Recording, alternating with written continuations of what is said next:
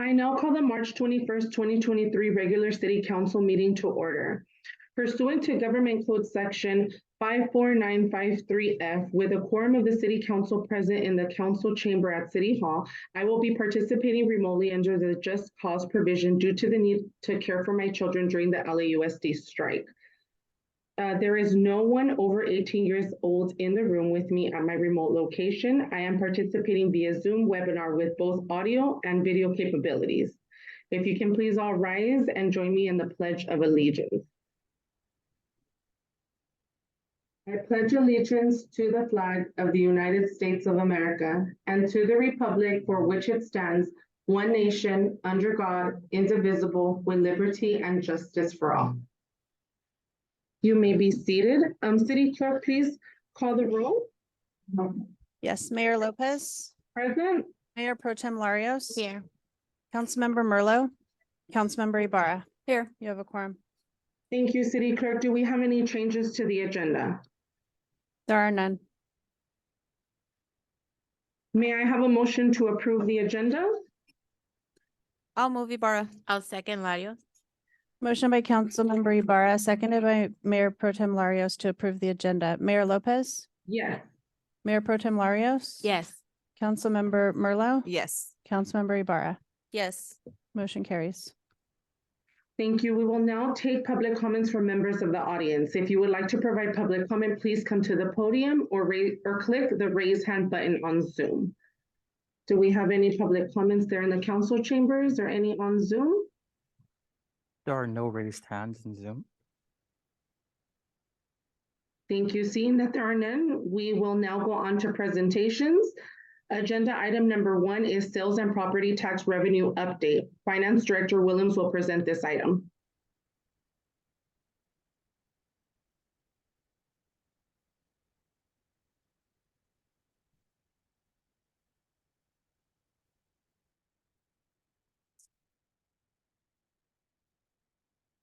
You can, I'll just tell you. Okay, very good.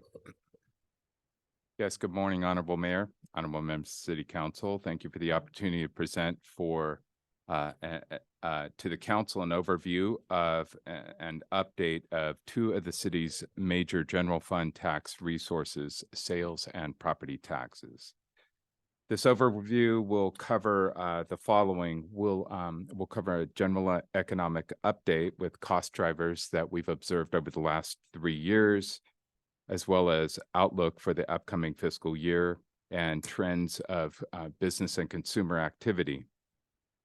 From there, we will have a discussion about the sales tax base within Vernon generated by local businesses, the mix of sales tax generation by category, and forecast for the upcoming fiscal year.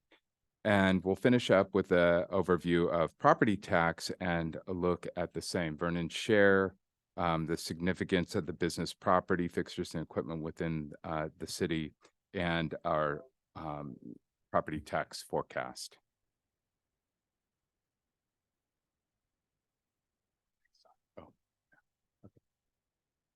So in terms of economic performance and outlook, so this time each year, we are well into the process of our financial plan or budget for the upcoming fiscal year.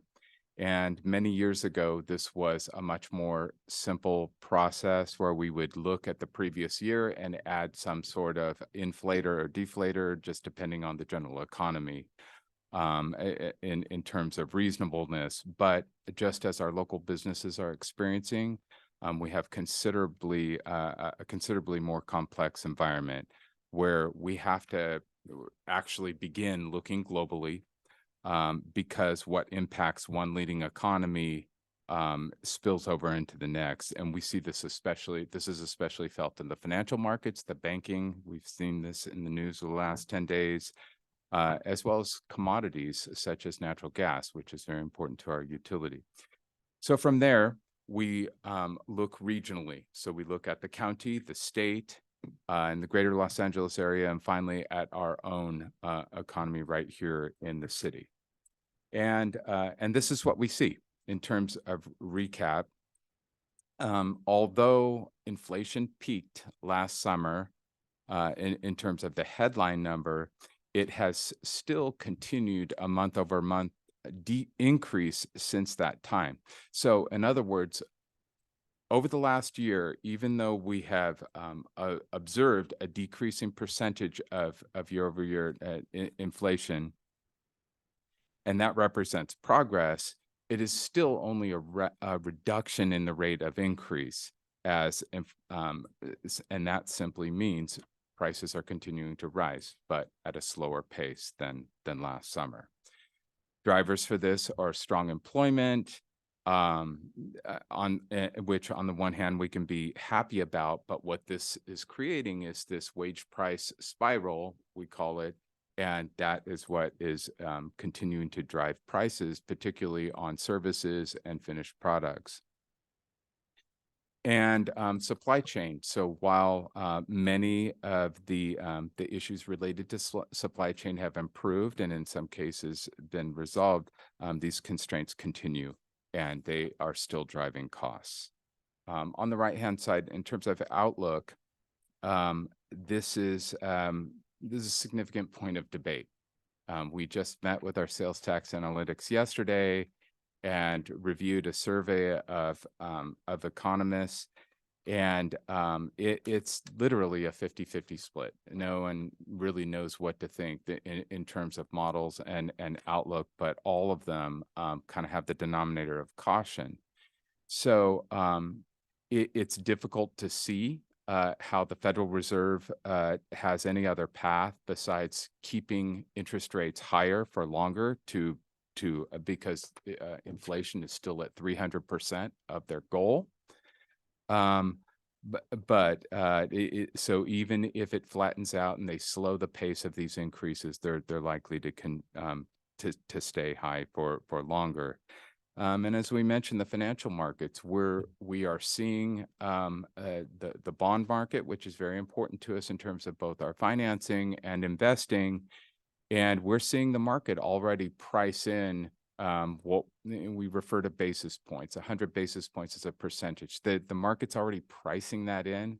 But the fact of the matter is, for the Federal Reserve to drop rates that much, we would be looking at very significant economic impacts. So again, there's this dilemma on which way to go. So the conclusion is uncertainty and caution as we put together our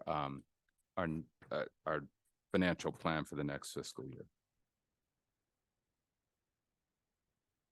Consumer spending and sentiment, and this is driving this. We'll see this very important revenues source related to business-to-business activity, B2B.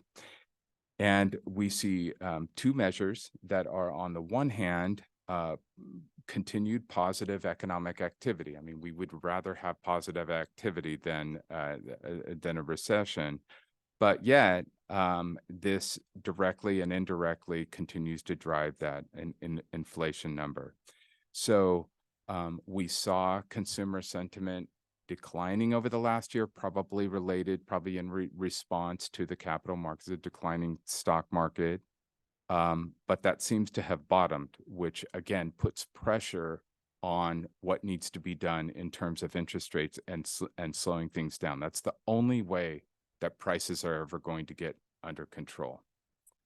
And also we note there personal consumption expenditures. It's another way of looking at very similar data.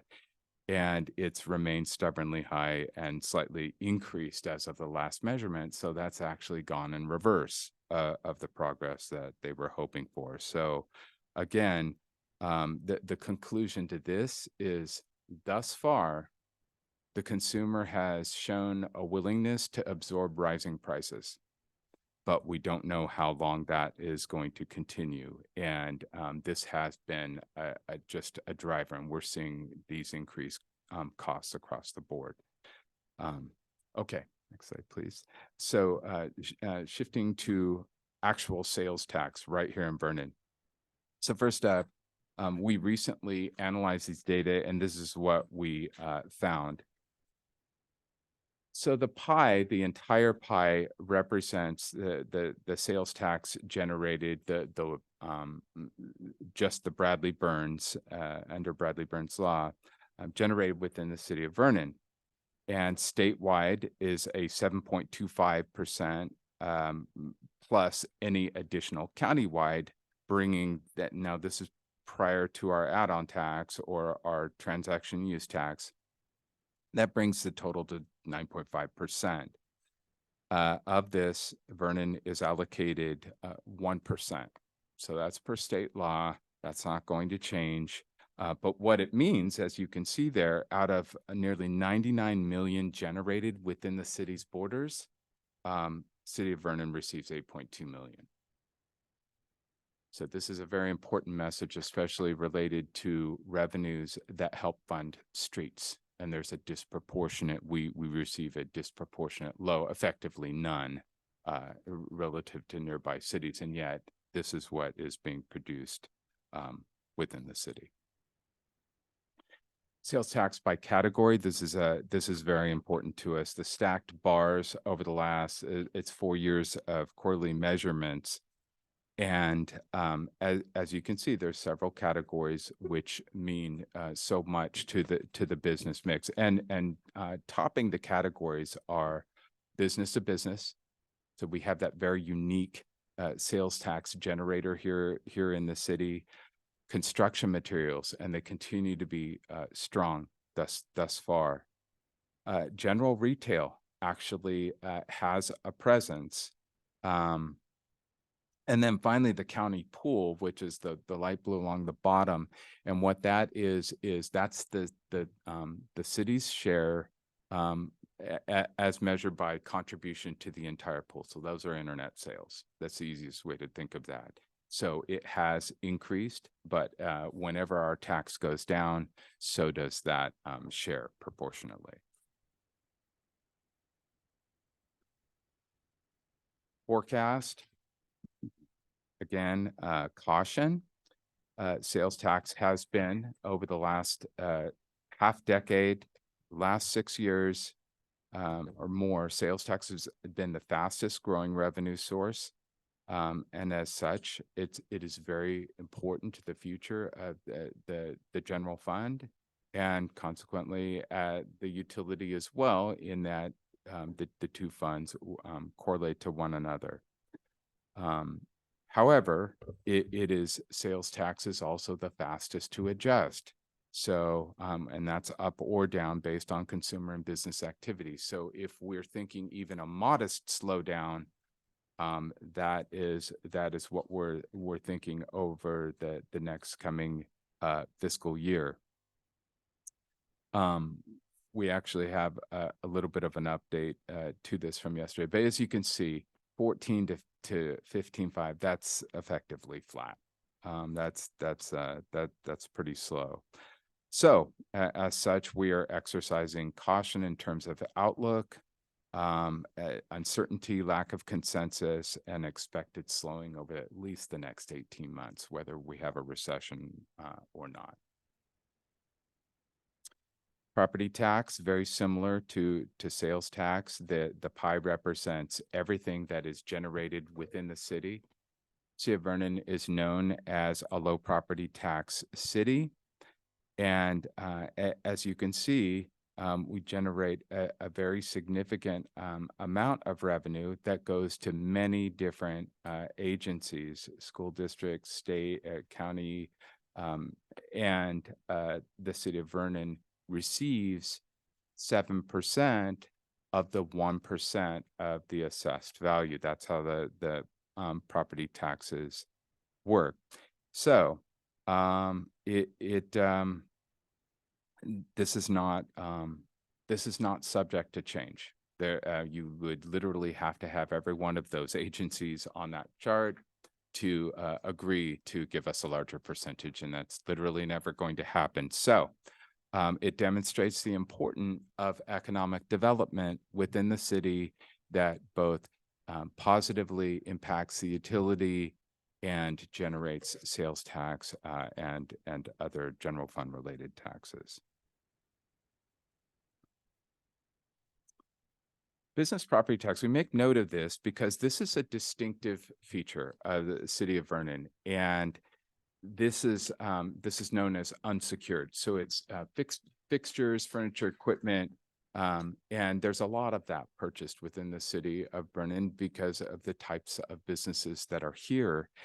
And if they meet this criterion, they actually, the assessor picks that up, and then over the next 24 months, the city benefits from that. And it is also a project that we're working on. Actually made mention to the Business and Industry Commission last week that this is an opportunity to capture at least some additional sales tax if we can make sure that all of those purchases occur and are recognized within our taxing district within this border. And it's just been a very positive measure. We mention this because over the last couple of years, our property tax analytics looks at how we did, and they say it's rather unheard of to do as well as we do. So there has been, it reflects positive business activity here in the city. Our forecast is positive, but it represents a smaller percentage, and it's not subject to the kind of growth that sales tax. So it is very stable, but just not likely to grow at the same pace. So in conclusion, these two very significant revenue sources are tracking and forecasted positively as expected. But as noted at the beginning of the discussion, the city is exercising caution in its outlook and carefully monitoring leading indicators. And we do expect some slowdown in sales tax. And we note there, it's worth noting for planning for uncertainties, this is precisely why reserves are in place. The city is vigilant in protecting these reserves due to uncertainties, and we expect some in the next 2 years. That concludes our presentation, and we are available for any discussion or questions or direction from council. Does City Council have any questions of staff? I do. I just have one clarification on the sales tax revenue share. The pie chart. Pie chart, let's see. Page 4, I think.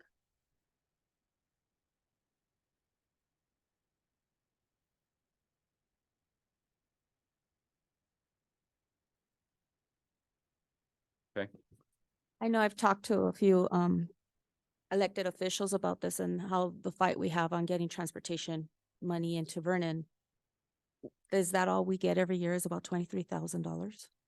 Yes, that's correct. This is a critically important. No, I know. Because if you think about it, our streets are so disproportionately worn as a result of this activity that generates this for all of the state. I mean, it's nearly 99 million. And there are specific taxes that were passed 2 elections ago at the county level. We're very amenable to new taxes in this county, which is fine.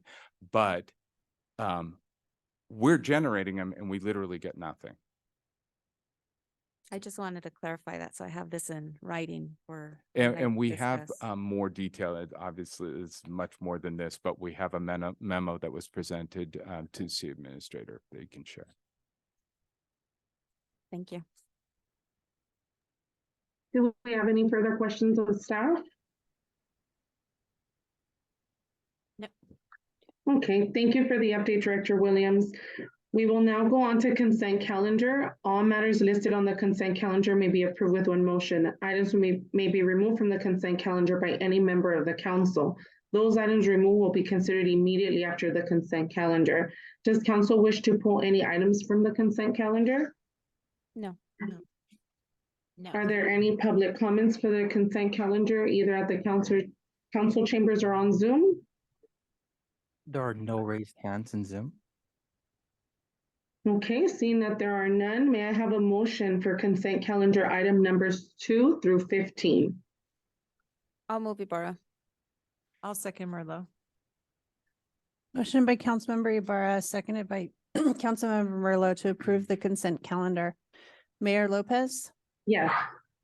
Mayor Pro Tem Larios. Yes. Councilmember Merlot, Yes. Councilmember Ibarra. Yes. Motion carries. Thank you. We will now go on to new business. Agenda item number 16 is Gateway Cities Affordable Housing Trust. City Administrator Bandino will present this item. Good morning, Honorable Mayor and City Council members. The affordable housing development is typically costly and complex, and developers often face challenges in securing financing to cover the full expense of such projects. On January 4th, 2023, the Gateway Cities COG Board unanimously recommended the formation of the Gateway Cities Affordable Housing Trust with the purpose to bring new funding for affordable projects and programs to the region and help cities meet the regional housing needs allocation and to aid with the compliance requirements. The trust would also apply and advocate for the subregion's fair share to funding and help meet the affordable housing needs of our subregion.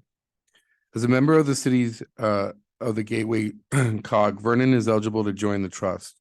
Staff recommends joining the trust, as in doing so would support regional goals of encouraging more affordable housing, as well as the objective to secure state, federal, and local affordable housing funds to assist developers in finding funding sources. Here to provide a presentation on the Gateway Cities Housing Trust is affordable housing consultant Adam Lyson.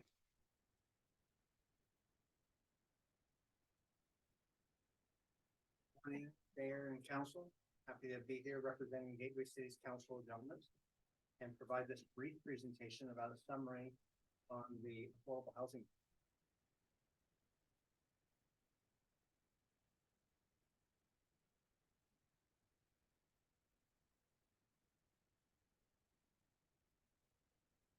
This slide shows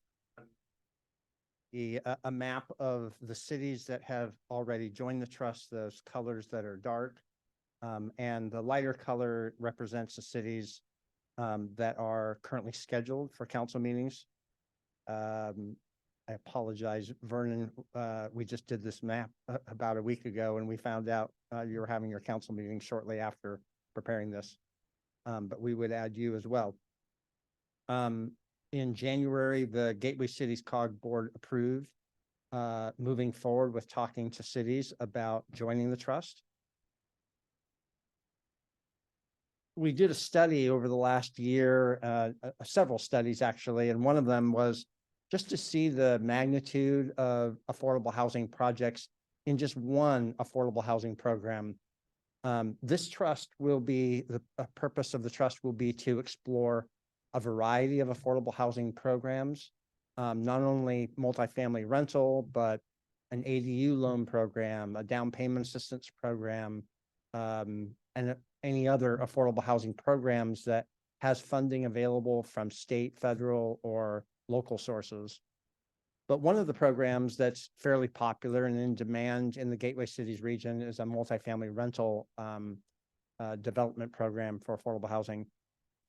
We looked at the last housing element cycle of the past 8 years, and this slide shows all of the projects that receive funding for tax credit financing. And in the Gateway Cities region, there were nearly 6,000 affordable units financed by that one program. We also did a survey of cities to explore what type of multifamily rental projects are currently being considered and negotiated with cities and developers. This slide shows that there are 38 projects being considered right now and a total of nearly 4,000 units. So the first question is, what is a housing trust? And it is a means to be able to preserve and produce additional affordable housing. They are established by state, cities, and counties. In this case, the Gateway Cities region is moving forward with a city collective, collaborative entity as a joint powers authority. The funding sources for a housing trust can come from local, state, federal, and private donations. This next question is an obvious one, is what are the benefits for being a part of the trust? The trust provides the gap funding, as we mentioned, for the affordable and supportive housing.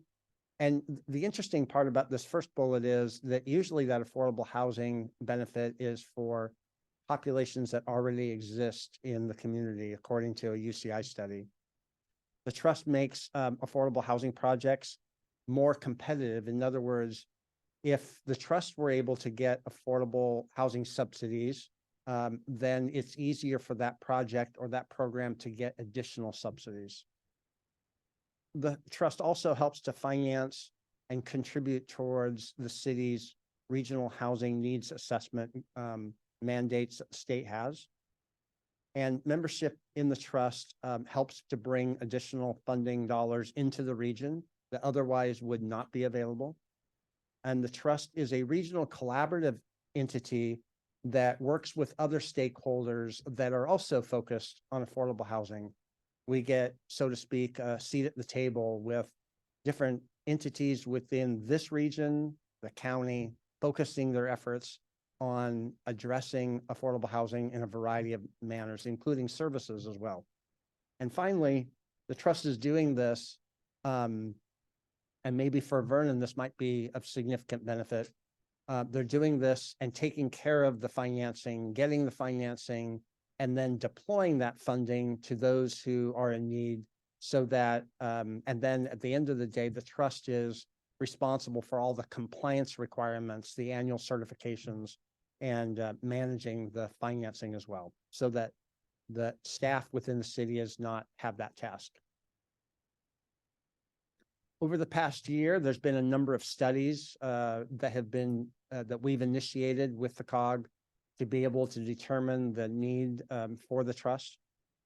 We've done a strategic plan. We've done a housing needs assessment report.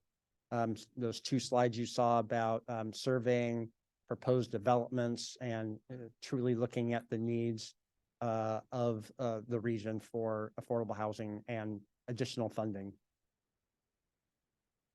We're right now in the midst of putting together a variety of funding sources for our first notice of funding. Those first two funding sources have already been secured or pledged to the trust.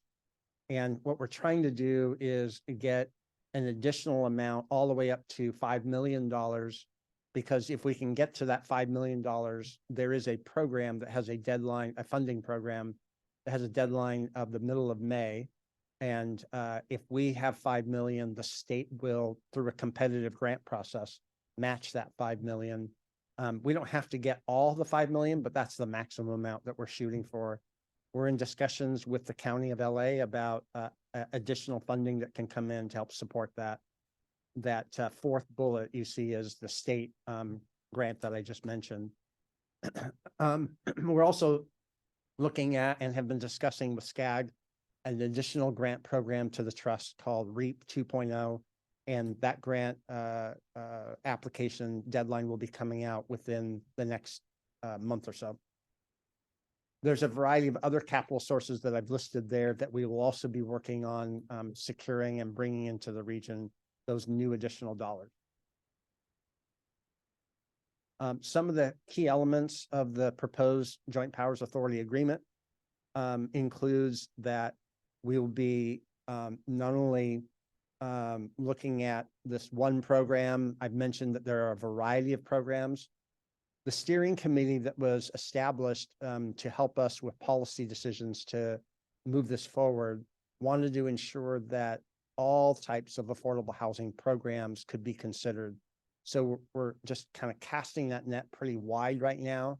And we're also including all different populations of income, from extremely low all the way up to moderate income categories.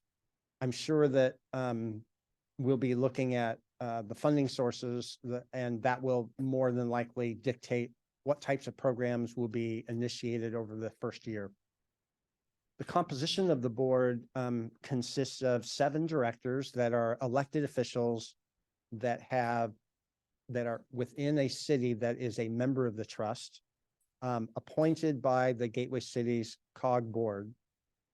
We've sent out some notices for those cities that will be joining the trust before the end of this month, because the COG board will be meeting the beginning of April to make those recommendations for the first trust board.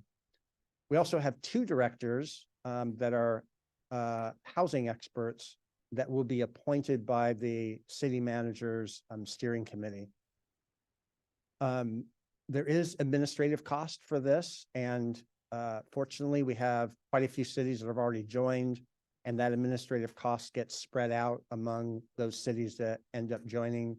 And we also will be receiving additional grant funding that has a component for administrative funding for each one of those. This table shows how each of those population categories would pay into the trust on an annual basis. Any city that joins the trust can withdraw with a resolution of city council and a 6-month notice. I will say on back to that cost contribution, we've received funding from the COG and the county of LA for no administrative fee to be paid until June 30th of next year. So we have funding sufficient. There is no cost to the city for the next year and a couple of months. And after that time, then the first invoice would come in. As I mentioned, we had a steering committee that helped with our policy choices as we met 3 different occasions with them. And this lists the different persons or groups that were part of that steering committee, helping us to make those decisions. And then we met with a variety of committees and groups in the Gateway Cities region to inform them about the new housing trust and get their feedback. And throughout that whole process, we received a unanimous support to move forward with the new Affordable Housing Trust. We are modeling this Affordable Housing Trust after the success of several other affordable housing trusts, including San Gabriel, Orange County, LA, and other ones in Northern California as well. So for the timeline, after the January 4th COG board meeting to move forward, we're in that second category, which is we're talking to cities. And since that, you saw the map and showed you all the cities that have joined since then. We're right now in the March period where applications for trust board of directors are being taken. And at the April 5th meeting, we'll have that COG board meeting where we'll appoint trust directors. And the first meeting of the Gateway Cities Housing Trust Board will be at the very first week of May. And in conclusion, just I guess the word of the day for this presentation is collaboration.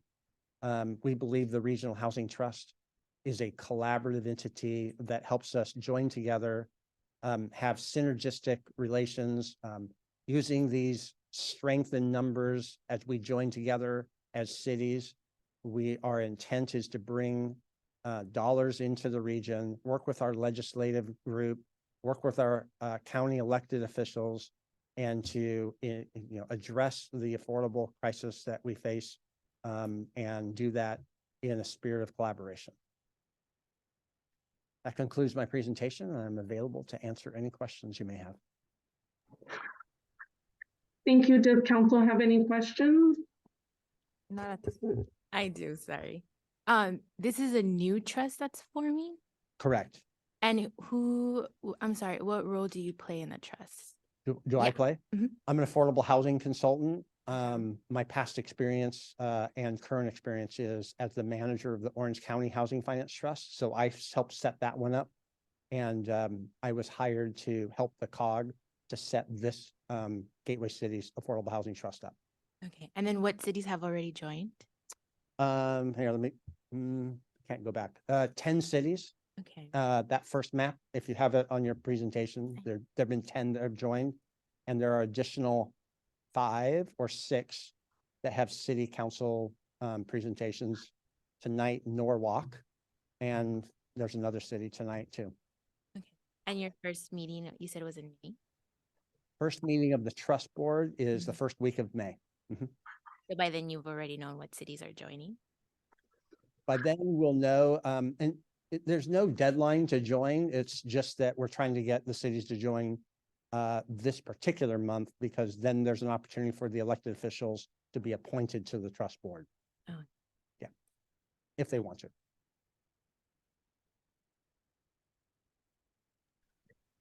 Do we have any additional questions? No. Are there any public comments or any comments on Zoom? There are no hands raised in Zoom. Thank you. May I have a motion? I'll move Larios. I'll second. Lopez? Motion by Mayor Pro Tem Lario, seconded by Mayor Lopez to adopt resolution number 2023-03, approving, authorizing, and directing the execution of the joint exercise of powers agreement relating to membership in the Gateway Cities Affordable Housing Trust. Mayor Lopez, Yes. Mayor Pro Tem Larios. Yes. Councilmember Merlo, Yes. Councilmember Ibarra. Yes. Motion carries. Thank you. We will now go on to oral report. City Administrator Fandino, do you have a report?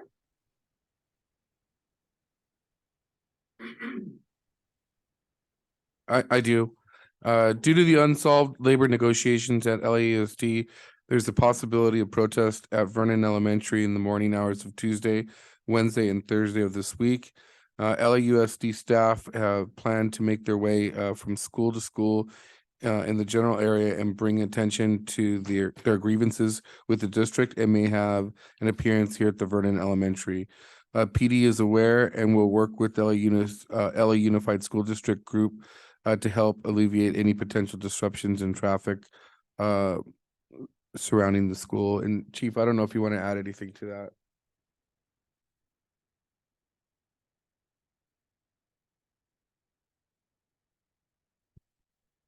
Good morning, Mayor, honorable members of City Council. The PD's been working with our partners over at School Police for a little over a week now in anticipation of the strike that unfortunately has begun today. As of this morning, we have 30 staff from LAUSD out in front of the school. We have our industrial relations lieutenant has already met with their strike leader, and we have coordinated a safety plan to try to keep them safe out there. The police department will continue to do roving patrols to make sure that they're safe while they're out there. We don't anticipate them being out there all day, but we'll do our best to keep them safe and keep everybody,